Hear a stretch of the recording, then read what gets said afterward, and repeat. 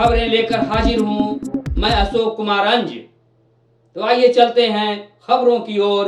अंज news media के हथौड़ा मार ग्लोबल लाइव शो में आपका स्वागत है। यादों में जेपी, यादों में जयप्रकाश नारायण। दिग्गज राजनीतिज्ञ सह स्वतंत्रता सेनानी लोकनायक जयप्रकाश नारायण के जीवन पर इंटरव्यू लेकर हाजिर हूं मैं अशोक कुमार अंज।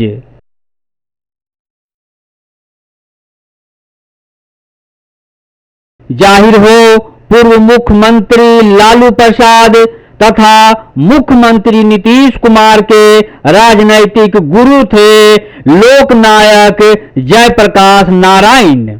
उन्हीं से प्रेरणा लेकर लालू और नीतीश बिहार के राजनैतिक पटरी पर दौड़े और अपने लक्ष्य में सफलता हासिल करते हुए पूर्ण कामयाबी हासिल किया। बीएचयू वाराणसी के जाने माने डॉक्टर सुनील कुमार के साथ साक्षात्कार देखिए। आगे बढ़ते हैं विस्तार से इंटरव्यू की ओर। ये बदलता दौर है, तो इस बदलते हुए दौर में जेपी का कितना महत्व है? जेपी और खास करके युवा पीढ़ी में। देखिए, युवा पीढ़ी में जेपी की जब आप लेखनी देखेंगे, उन्होंने क्या लिखा है, उनके विचार क्या हैं, तो ये आध्यात्मिक झलक उनकी हर लिखावट में मिलेगी। जैसे जेपी ने एक पुस्तक लिखी थी मेरी विचार यात्रा। मेरी विचार यात्रा के अंदर में आप देखेंगे आज के युवा वेस्टर्न राइटर्स को पढ़ रहे हैं, कितने पुराने पुराने लेखक को। जयप्रकाश नारायण ने जो इतने बड़े क्रांतिकारी हुए, उन्होंने अपनी विचार यात्रा मेरी विचार यात्रा के अंतर्गत अपने कौन विचार व्यक्त किए थे, उस विचार को पढ़ेंगे तो उस विचार को समझेंगे, और एक बार पढ़ेंगे समझेंगे तो यदि आप उनकी तरफ आकृष्ट होंगे, उनकी बात मानने को मजबूर होंगे, क्योंकि उन्होंने बात ही ऐसी लिखी है, उनमें बात ही अलग थी जो बिल्कुल अलग थी लोगों से। वो आदर्श है। हाँ। कितने नेताओं के अब तक वो आदर्श मिले हैं, तो क्या नई पीढ़ी में इस आदर्श को जो मानना चाहिए वो मान रहे हैं? नई पीढ़ी में आदर्श को लोगों ने माना। आदर्श में क्या माना? आदर्श में माना कि वो एक राजनीतिक आदर्श को। राजनीतिक आदर्श क्या है? वो जनता पार्टी के थे तो वो समाजवादी थे, जनता पार्टी के थे, तो जनता नाम से जो पार्टियां बनी उसको लोगों ने फॉलो किया और समझ लिया कि हमने जेपी के आदर्श को फॉलो कर दिया।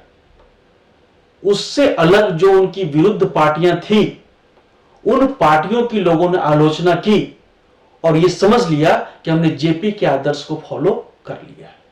अब इस मूल चीज को यदि समझेंगे, क्या जेपी ने सत्य का पालन किया, जेपी ने अधर्म के पैसे को हाथ भी नहीं लगाया, जेपी ने मद्यपान नहीं किया, जेपी ने पशुवध नहीं किया, जेपी ने हिंसा में विश्वास नहीं किया। अब इस मूल तत्व को छोड़ करके इस पार्टी के सिद्धांत को फॉलो, इस पार्टी के थे हम भी ये पार्टी ज्वाइन कर लें, इस पार्टी के बारे में झंडा आगे लेके चलें, लेकिन जो उनका कृतित्व था, जो उनकी जीवन चर्चा थी, जो उनकी जीवन गाथा थी, जो मैंने ये सारी चीजें कही, इसलिए कहा कि आपको पता है कि कलयुग में है, इन चीजों पे विग्रह का वास है, इन चीजों पे क्लेश का वास है, कलह का वास है, अकाल मृत्यु का वास है। जेपी के जीवन में ये सारी अच्छी चीजें शामिल थी। सत्य का पालन किया, जैसे हमने कहा ना। तो आज के राजनीतिक या आज के युवा यदि उसके इन मूल तत्व आध्यात्मिक आयाम को अपने जीवन में शामिल नहीं करते हैं और चाहते हैं कि जेपी जैसा बन जाएंगे, तो संभव नहीं हो पाएगा। इसीलिए यदि जेपी की तरह बनना है, जेपी के विचारों को आत्मसात, पढ़ना और चीज है, आत्मसात करना दूसरी चीज है। तो यदि जेपी के विचारों को आत्मसात करना है तो जेपी जैसे उन्होंने सत्य का पालन किया, अधर्म के विरुद्ध आवाज उठाई, उन्होंने मद्यपान नहीं किया, उन्होंने गलत ढंग से पैसा नहीं कमाया और न किसी को सलाह दी कमाने की। जो कहते हैं कि ये स्वर्ण पे, ये गलत ढंग से ना पैसा कमाया ना किसी को सलाह दी कमाने की, उनके जीवन जैसा साफ और सुथरा, और उन्होंने राजनीतिक जीवन जिया जैसे आप अगर त्रेता से उदाहरण देते राजा जनक की तरह। तो अध्यात्म और शासन, प्रशासन, समाज सबको यदि साथ लेकर चलते हैं तब जेपी के आदर्श पे चलना कहते हैं। यही वजह है कि उनके नाम के आगे लोक नायक जयप्रकाश नारायण लग गया। इसका क्या विशालता नहीं जाएंगी? लोक नायक कौन है? जो लोगों के दिलों में बसता है, जिसके पीछे लोग चल पड़ते हैं, जो लोक का नेतृत्व करता है। तो जनता में लोकप्रिय थे। मैंने कहा कि अधर्म के विरुद्ध आवाज उठाना। यहां पे मैं एक वाल्मीकि का उदाहरण देना चाहता हूं, वाल्मीकि मुनि का। वाल्मीकि मुनि का उदाहरण मैं देना चाहता हूं जो कि वर्तमान परिप्रेक्ष्य में बहुत ही महत्वपूर्ण है। वाल्मीकि को बोला कि उल्टा नाम जपत जग जाना, वाल्मीकि भय ब्रह्म समाना। लोगों ने कहा वाल्मीकि तो डाकू था, रत्नाकर नाम का डाकू था, और वो जो ब्रह्म ज्ञानी हो गया, ब्रह्मर्षि हो गया। पर लोग फिर उसके कृतित्व को भूल गए, वाल्मीकि की उसके जीवनी को भूल गए, उसके प्रारब्ध को भूल गए। वाल्मीकि कौन थे? रत्नाकर थे, डाकू थे, पर क्यों डाकू बने? शूद्र वर्ण से थे, वो एक हट्टे कट्टे थे, आर्थिक स्थिति अच्छी नहीं थी। वो तब के सेना में एक सैनिक के रूप में शामिल हो गए। जिस राज्य के वो सैनिक थे उस राज्य ने युद्ध जीत लिया, उनकी सेना ने युद्ध जीत लिया। पर जीतने के बाद उन्हीं की सेना ने, जिस सेना के वो हिस्सा थे रत्नाकर, उस सेना ने लूट पाट, बलात्कार और बच्चों के साथ और नारियों के साथ और बच्चों के साथ आतताई का रूप ले लिया। वाल्मीकि ने क्या किया? उसने अपने सेना नायक से शिकायत की। सेना नायक ने उनकी नहीं सुनी, नारी और बच्चों की चित्कार से सुनी नहीं गई। उन्होंने तलवार उठाया और अपने सेना नायक का ही गर्दन उड़ा दिया।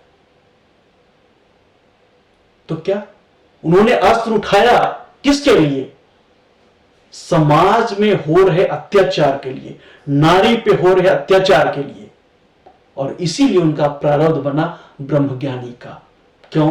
क्योंकि धर्म के लिए शस्त्र उठाया था वाल्मीकि ने, इसलिए रत्नाकर से वो ब्रह्मर्षि वाल्मीकि हो गए। तो ये उनका कृतित्व है, ये कृतित्व है, उनकी कीर्ति है, जिसके आधार पे वो ब्रह्मर्षि हुए, न कि एक अमुक जाति में उत्पन्न होने के चलते। तो मैं आ चाहूंगा, उनका क्या संपूर्ण क्रांति जो था वो आज खड़े उतर रहा है?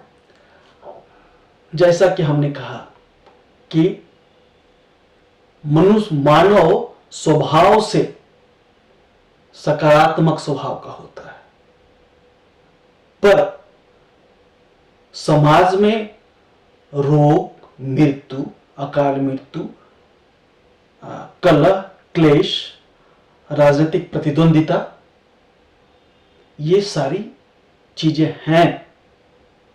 अभी रोगों से मृत्यु हो रही है, हिंसा से मृत्यु हो रही है, सिर्फ भारतवर्ष में नहीं, विश्व के लगभग सारे हिस्से में कमोबेश हो रही है।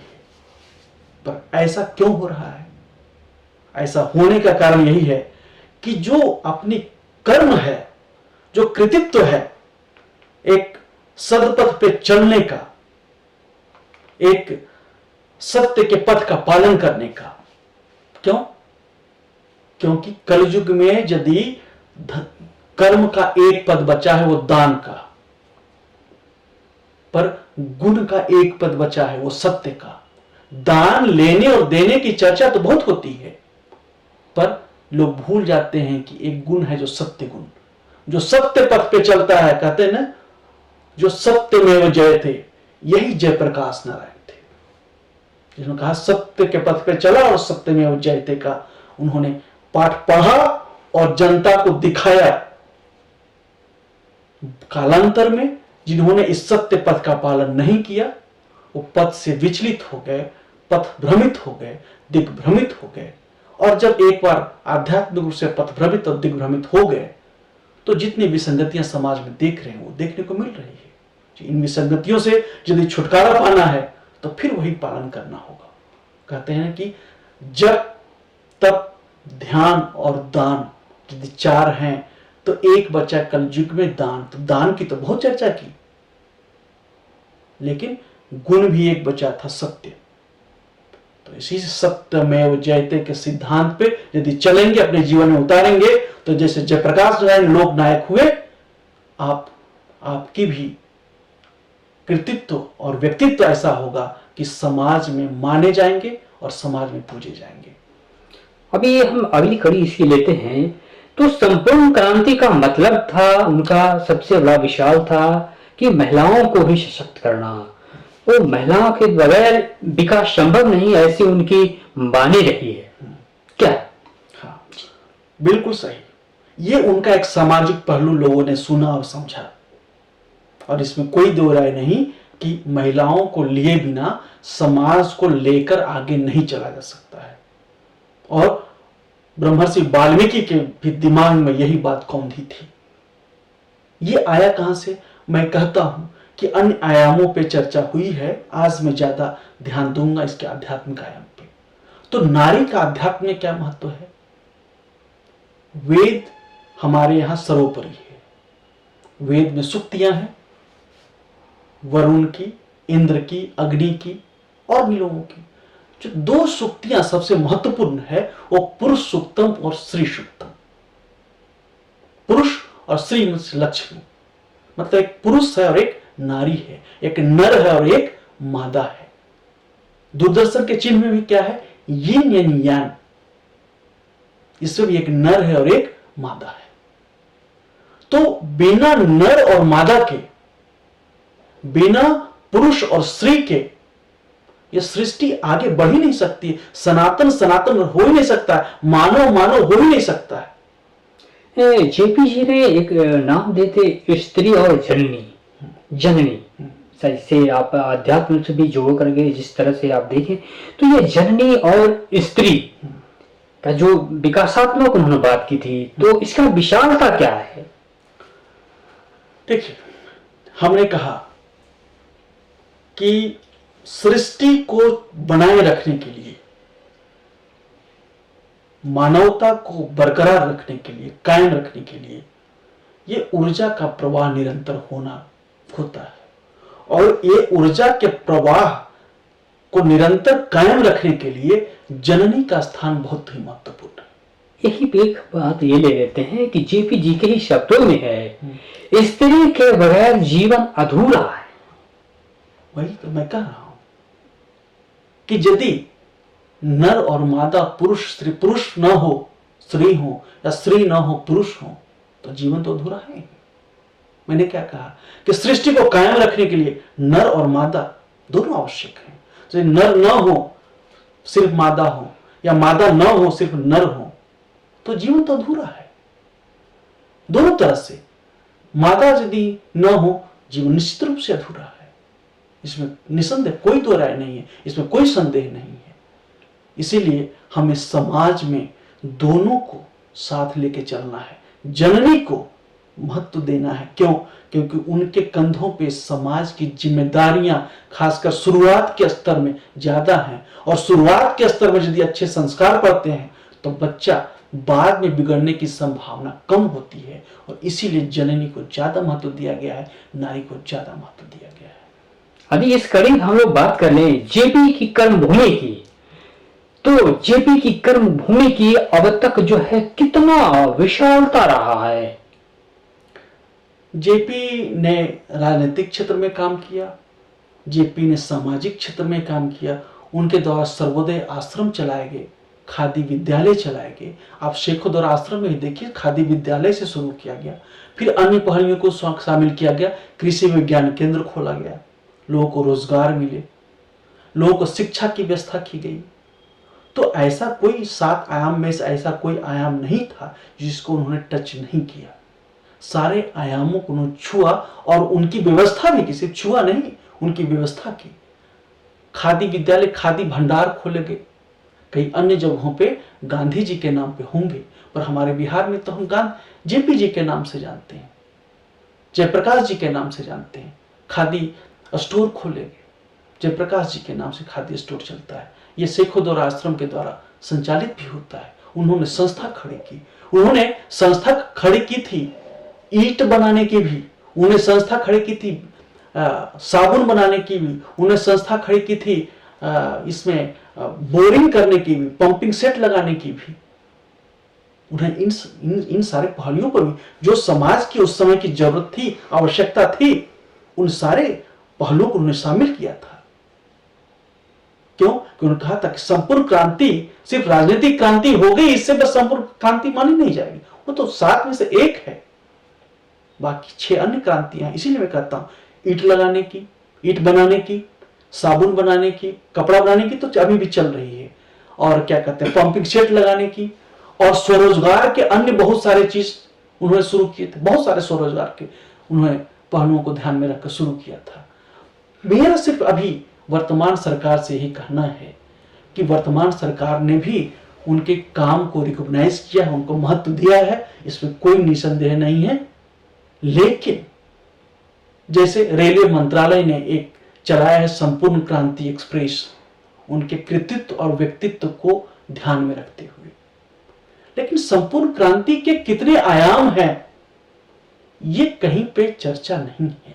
आज के युवा, आज के बच्चे जो भी ट्रेन में सफर करते हैं, मेरी यह मांग है सरकार से कि वहां ट्रेन पे लिखा होना चाहिए, रेल पे लिखा होना चाहिए कि संपूर्ण क्रांति के 7 आयाम है और ये आयाम हैं। यदि ये आयाम लिखे होंगे तो उनके व्यक्तित्व के प्रति अनायास लोगों का ध्यान आकृष्ट होगा। कई लोगों के जिस आयाम में ज्यादा रुचि होगी, कई लोगों को किसी आयाम में कम रुचि होगी, तो उस आयाम को लोग छुएंगे, जेपी को पढ़ने की कोशिश करेंगे, जेपी को जानने की कोशिश करेंगे। और जब जेपी को पढ़ने जानने की कोशिश की रुचि कहां से जगेगी? जब वो जानेंगे कि इन्हें संपूर्ण क्रांति एक्सप्रेस है, पर संपूर्ण क्रांति है क्या, संपूर्ण क्रांति है क्या और इसमें कितने आयाम हैं, ये लोगों तक बात पहुंचे। उसका एक तरीका ये है कि संपूर्ण क्रांति एक्सप्रेस पर ये लिखा हुआ हो कि संपूर्ण क्रांति के 7 आयाम। ये हुआ राजनीतिक, सामाजिक, आर्थिक, बौद्धिक, सांस्कृतिक, शैक्षणिक और आध्यात्मिक। ये लिखा हो तो समाज के लिए कल्याणकारी होगा, जन कल्याणकारी होगा। यूं कहा जाए कि हमारी संपूर्ण क्रांति का कितना अंश अब तक दिख रहा है? संपूर्ण क्रांति का अंश समाज में जेपी के शब्दों में यदि कहा जाए तो मुझे भी निराशा है, और जो जेपी के मानने वाले थे, जानने वाले थे, जिन्होंने जेपी के पढ़ा है, जेपी के सिद्धांत को समझा है, उन्हें भी निराशा होगी। उनका कर्मभूमि पर कितना डेवलपमेंट आप देखते हैं? कर्मभूमि उनकी शेखों द्वारा आश्रम रही, पटना में भी रहते थे, पर उन्होंने पटना में से लोगों का रहना और लोगों से मिलना जुलना था, पर उन्हें उनका जो एक कहते हैं कि प्रयोगशाला आपको नवादा जिले में कौवाकुल ब्लॉक में शेखोदोरा में देखने को मिलेगा। उसमें बहुत सारी चीजें देखने के लिए हैं, बागवानी है, बगीचे हैं, खादी विद्यालय हैं, वहां रहने के, रह करके देखने की, वहां का वातावरण भी इतना सुखद और सुंदर है, इतना दमनशील है, इतना अच्छा है कि वहां जाते ही लगते हैं कि एक पॉजिटिव ऑरा जो है वो देखने को मिलेगा। उनकी कुंडली और अन्य जो उनके समय के पहले के लोग हुए, उनकी कुंडली और जयप्रकाश नारायण की कुंडली में कितना फर्क था। उनका कारा चक्र देखिए जयप्रकाश नारायण का, और उनकी तुलना उनके समकालीन, उनके बाद के और उनके पहले के जो राजनेताओं से और कहते हैं व्यापारियों से या समाज के अन्य गणमान्य लोगों से कीजिए, तब पता चलेगा कि जेपी क्यों थे, जयप्रकाश नारायण क्यों थे। तब पता चलेगा सही मायने में, असली मायने में। यदि उनका व्यक्तित्व कृतित्व में बात चल रही है तो उनके जीवन के बारे में बताई जानी चाहिए कि उनका कब जो है जन्म हुआ, कब वो कालांतर हुए? देखिए, इस विषय पे कई सारे आजकल कहते हैं कि नेट का जमाना है, गूगल पे देखते हैं। तो कब जन्म हुआ, इसे मैं याद है इसलिए मैं बता सकता हूँ। 2 नवंबर को जन्म हुआ उनको। हर साल उनकी जयंती मनाई जाती है। पर उनके सिद्धांत की मैं चर्चा करूं, जैसे ये नेट पे देखेंगे तो उनके माता जी का क्या नाम था, पिताजी का क्या नाम था, जन्म स्थान क्या था, किस ईस्वी में जन्म हुआ, किस डेट को जन्म हुआ, कौन कौन सी पुस्तकें लिखी, कौन कौन से कब उन्होंने कब कहाँ गए, क्योंकि उनका जीवन तो पारदर्शी था ना, वो कब कहाँ गए ये सब मिल जाएगा, सब कुछ देख लेंगे, सब कुछ लिखा हुआ है, आप पढ़ लेंगे। और आज के युवा में रुचि जैसे ही जगेगी ये सब देख लेंगे। पर रुचि जगाने के लिए जो मैं कह रहा हूं, जैसे उनके जिस सिद्धांत की सबसे ज्यादा चर्चा हुई, संपूर्ण क्रांति की, मैं उस सिद्धांत पर नाम लोगों के कान में डालें, लोगों की जानकारी में डालें, बाद में स्वयं लोग पढ़ना शुरू करेंगे। तो जो उनके बारे में जो जानकारी कम हो गई है, लोगों को आज के बच्चे, आज के युवा जो कम जानते हैं वो भी जानेंगे, समझेंगे। उसके लिए क्या यही तरीका है कि एक उनके आयामों की चर्चा की जाए। चर्चा होगी, अन्य चीज जानेंगे। और जहां तक है उनके जन्म, कहा ना, जन्म, जन्म स्थान, माता पिता का नाम, पत्नी का नाम, आगे परिवार का नाम, उनका नाम से कई संस्थाएं हैं, वो सब नेट पे मिल जाएगा। ये सब पढ़ी जा सकती है, इसलिए मैं उस पर ज्यादा चर्चा नहीं कर सकता हूं।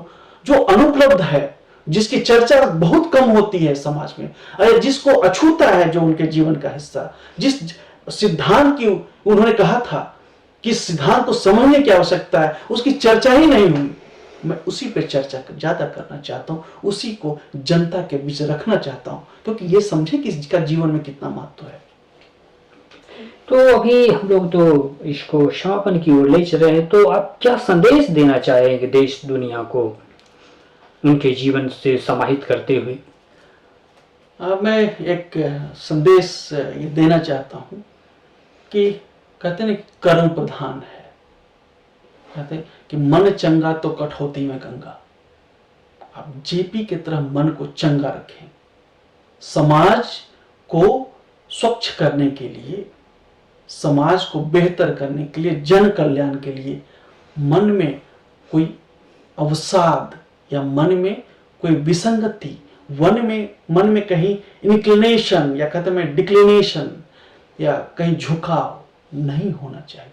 समभाव से जनता को देखें, समाज को देखें, स्वच्छ मन से और बिल्कुल भेदभाव रहित मन से देखें समाज को। तब जेपी के विचार को आप समझ पाएंगे। और जेपी का मन इतना स्वच्छ क्यों था, जैसा मैंने कहा कि कुंडली की तुलना अन्य लोगों से करें कि अन्य इतने विवादित क्यों हैं और जेपी विवादित क्यों नहीं है, तब बात समझ में आएगी, उनके व्यक्तित्व को आप समझ पाएंगे। और मैंने जितना पढ़ा, जितना समझा, मुझे उतना ही मजा आया। और मैं इसीलिए कहता हूं उनके विचारों और सिद्धांतों का प्रसारण जन जन तक आज की तारीख में होनी चाहिए।